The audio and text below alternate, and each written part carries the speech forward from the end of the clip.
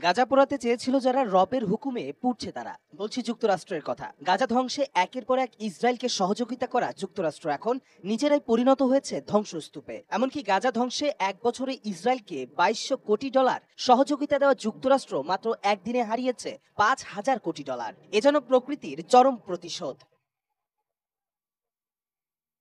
আগুনের লেলিহান শিখায় জ্বলছে সবকিছু, চারপাশে সাইরেনের শব্দ, ধোঁয়ার অন্ধকার আকাশে চক্কর দিচ্ছে ফায়ার সার্ভিসের হেলিকপ্টার, ছুটে চলেছে লোকজন, সবার চেহারায় অজানা আতঙ্ক। কোথায় যাবেন জানেন না অনেকে। ওয়ালটন। এ চিত্র যুক্তরাষ্ট্রের ক্যালিফোর্নিয়া অঙ্গরাজ্যের লস অ্যাঞ্জেলেস শহরে। ইতিহাসের সবচেয়ে ভয়াবহ দাবানলে পুড়ছে শহরটি। ইতিহাসের পাতায় চোখ মিললে দেখা যায় আজকে যুক্তরাষ্ট্রের এই চিত্র এক বছর ধরে প্রতিনিয়তই দেখা মিলেছে গাজার শহরগুলোতে। আর এই চিত্র ফুটিয়ে তুলতে যেন ইসরায়েলকে সবসময় সহযোগিতা দিয়ে গেছে আগুনে পুড়তে থাকা এই যুক্তরাষ্ট্র। গাজা আগ্রাসন শুরুর পর থেকে গেল এক বছর ইসরায়েলকে $2200 কোটি সামরিক সহায়তা দিয়েছে যুক্তরাষ্ট্র। শুধু তাই নয়, 2024 সালের মাঝামাঝি পর্যন্ত যুক্তরাষ্ট্র থেকে প্রায় 50,000 টন অস্ত্র, গোলাবারুদ, বিস্ফোরক পাঠানো হয়েছে ইসরায়েলে।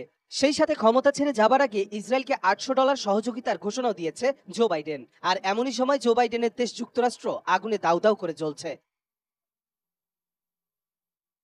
গাজার লাখ লাখ মানুষ যখন সব হারিয়ে পথে মানবেতর জীবনযাপন করছে, তখনই যুক্তরাষ্ট্রের হাজার হাজার মানুষ ঘরছাড়া হলো। ফিলিস্তিনি সমর্থকরা বলছেন গাজাবাসীর চিৎকার সৃষ্টিকর্তার আরশ পর্যন্ত পৌঁছে গেছে, আর তাই তো শাস্তিস্বরূপ যুক্তরাষ্ট্র এমন দাবানলের শিকার হয়েছে।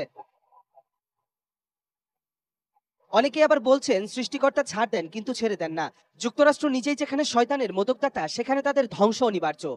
যুগে যুগে যারা অন্যায়ের পক্ষ নেবে তাদেরই পরিণতি যুক্তরাষ্ট্রের মতো এমনই হবে।